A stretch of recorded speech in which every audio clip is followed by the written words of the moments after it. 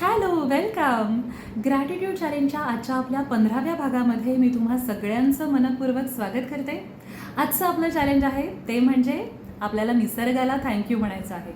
वही आणि पेन घ्या आणि 21 अशी कारणं वहीमध्ये लिहून काढा, ज्यामुळे तुम्ही निसर्गाला थँक्यू म्हणू इच्छिता.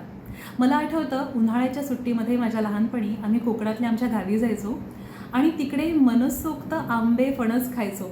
अगदी झाडावरून पाडून आम्ही आंबे खाल्लेले आहेत, फणस खाल्लेले आहेत, आमराईत बसून आंबे खाण्याचा आनंद घेतलेला आहे, समुद्रावरती मजा केलेली आहे, समुद्रात मनसोक्त डुंबलेलो आहे. आय एम शुअर तुमच्या पण अनेक अशा आठवणी तुमच्याकडे असतील, बरोबर? त्याचबरोबर आम्ही ट्रेकला जातो, त्यावेळेला एक वेगळा निसर्ग पाहायला मिळतो. सह्याद्रीमध्ये ट्रेक करताना, हिमालयात ट्रेक करताना किंवा अगदी फॉरेन कंट्रीमध्ये ट्रेक करताना बर्फाच्छादित डोंगर असतात, खूप सुंदर मजा येते, राईट?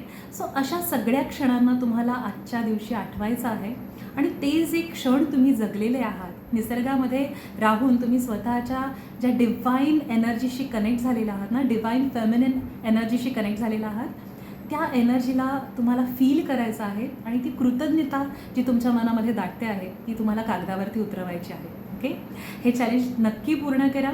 आपली जी धरणी माता आहे ना, आपली पृथ्वी आहे, इट्स अ लिव्हिंग प्लॅनेट आणि त्याला आता आपल्याला आज ग्रॅटिट्यूड देण्याचा दिवस आहे.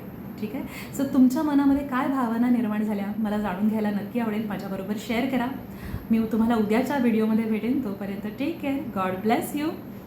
Lots of love to you. Bye.